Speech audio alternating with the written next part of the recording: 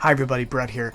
If you're on Zoom all day trying to teach or run meetings, or maybe you're even a guest on a podcast or a talk show, there's a lot of little things you can do to sound better, which will make it better for the people trying to hear you via Zoom or Skype or Teams or Google Meet, whatever program you're using. I'm going to cover a variety of things ranging from free to if you have a little bit of money to invest to if you have a lot of money to invest. So let's get started. My first tip is actually pretty straightforward. It's sort of a free-ish. If you already have earbuds or a headphone or anything like this, if you have a pair of earphones just lying around, maybe something with a little guy like that. If you ever had an iPhone, or if you just had a Walkman or a boombox or something laying around, and you just happen to have one of these stuck in a drawer somewhere, go ahead and grab them and just plug them into your laptop. Because here's the thing: right on the side of the laptop there, you can just plug right in if you have an older laptop. That helps, or if you have a PC or whatever. And the thing is, these make a huge difference because just by wearing headphones reduces the noise coming into your microphone, whether you're using just the basic microphone that's on your computer, or if you're on a laptop, the microphone is on the side in most cases, and it just reduces the sound quality because the sound coming off of Zoom or Skype or Teams or whatever you're using gets picked up by that same microphone that you're trying to talk into. So likewise, if you're typing on the laptop, every noise that you make on the laptop gets picked up by that microphone as well. So if you have a pair of headphones that you can just plug into, it just simply reduces the sound going into that microphone, and it allows you yourself to sound better, because then the only noise going into the microphone is you or any other sort of typing noise or anything else that you're doing. But it reduces that sound, and you instantly start to sound a little bit better to the people on the other end of your call. The next option is sort of taking the same concept but a little bit further. In this case, it can be the earbuds with an actual microphone on it. Now, for some people, if you actually had the option to, if you did this with an iPhone, if you ever had an iPhone somewhere in the last 10 years, maybe there was a thing that came with it where you had a little microphone with the earbuds in it. These are still very helpful. They still really work well. So if you have one of these sitting around, if not, little guys like this aren't terribly expensive. In some cases, you can get them at like the drugstore for like $10, $15, $20. They're actually pretty cheap now. You can get them at a lot of stores. A lot of kids will get these, but these make a huge difference because, again, you're plugging the headphones in, you're a little bit wired, and instantly you sort of sound better. But also the microphone's right here, as opposed to being far away from you on the laptop or on your iMac or your screen or wherever the microphone could possibly be. It's now closer to you, and it's actually in a really good location from where your mouth is, from where you're talking, to where the actual microphone is. So it instantly picks you up a lot better. And again, having those earbuds in reduces that ambient noise, that echo, or anything like that. Now, some people actually say, well, what about if I use AirPods from Apple as opposed to something like this? We'll get into those in a minute. That's a little bit more on the price option, and I actually have some debate about whether or not that's a good idea. The next option is this guy right here, the Blue Snowball, or in most cases, a USB microphone. Now, a USB microphone, this is what this guy is, just plugs into the USB cable, and there's adapters if you have a newer USB.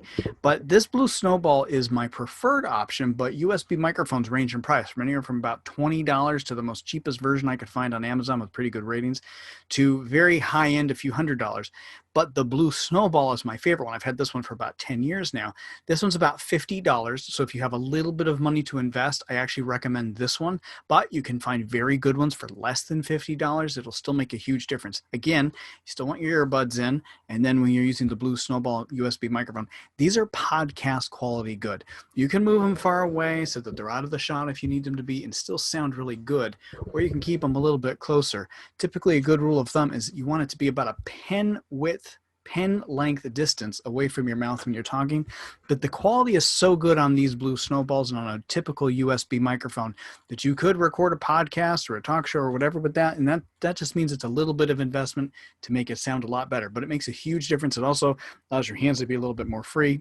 The awkwardness, of course, is where you put your laptop, where you put your keyboard, where you put these things. The nice thing about the Blue Snowball is it's thin enough. You can kind of work around it. You can move your arms around. You can move the cable. It's quite long enough to get it out of your way. But it gives you a lot of options, and it frees you up a lot as well. But still, wear the earbuds so that it reduces that sound coming back in. But still, even if you just use the Blue Snowball or just use a USB microphone and you don't have earbuds, that's still going to make a big difference with the audio quality. And it's going to really narrow down what the microphone is picking up, as opposed to the speakers on your laptop or on your computer the microphone rather on the laptop or computer, which is more like a speakerphone and picks up everything else around you. Next up, I'm using AirPods, Apple's AirPods. Now, this is basically an example to sort of talk about all Bluetooth microphones. But the thing about AirPods is when you're going through Bluetooth or any Bluetooth microphone, it's got to go from the connection from here back to the computer and then back to the program that you're using again, be it Zoom or Teams or whatever the program is. The difficulty in that is that the Bluetooth tends to get disconnected from call to call. Battery powered, so sometimes the Bluetooth can just lose the connection randomly. Sometimes you have to remember to set it in both the computer and in the program. Sometimes that takes a lot of time to get things reconfigured. But the difference is there as well. The audio quality is not always up to par, not just necessarily with AirPods for a situation like with Zoom or Teams or something, but really any Bluetooth audio option is going to be a little hit or miss. In the case of AirPods, these work like speakerphones. The microphones here tend to pick up a lot of ambient noise. So if there's noise coming out from my window here, if there's noise coming out from the kitchen in the next room, the person that I'm speaking to is going to hear all of that stuff come through on these microphones. These microphones tend to work on a really wide-ranging way. They're great in a non-chat sort of scenario like this if you're taking just a regular phone call, but even then they still sort of work like speakerphone, microphone like that. But either way, sometimes they sound like a phone quality, sometimes they sound great, and sometimes they sound a little bit more muffled like a telephone from the 90s. So you want to sort of be cautious if you're going to make the investment into AirPods for a situation like this.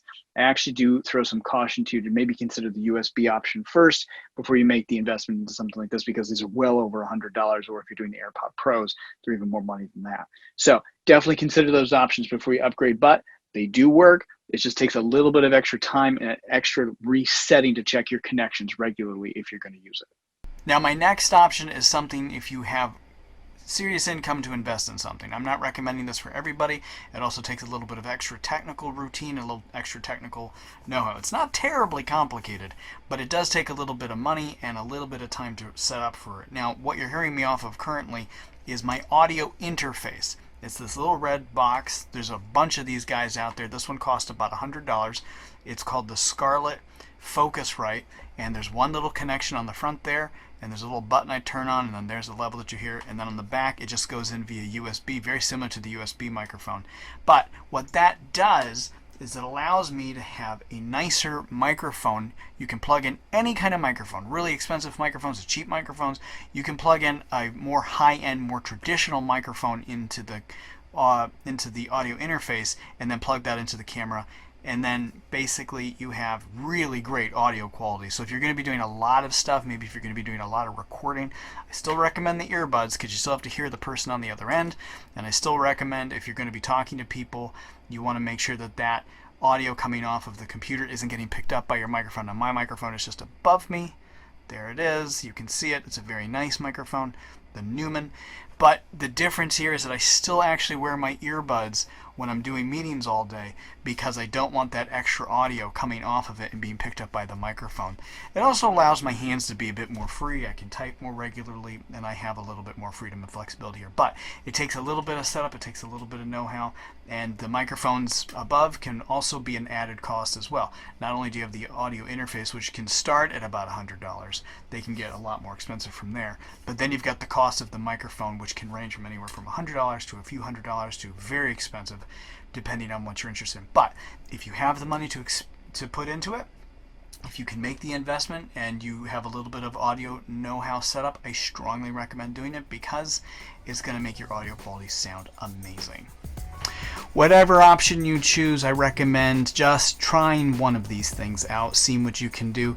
Making yourself sound better on these things all day, Zooms, Teams, Skype, whatever it is that you've got to be on all day, makes a huge difference in terms of how well people can hear you, understand you, and because we're going to be doing this for the long haul, and it's starting to become the new norm now to be in remote meetings all the time.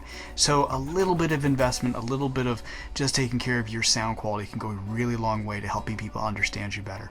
Good luck, and I hope it works out for you.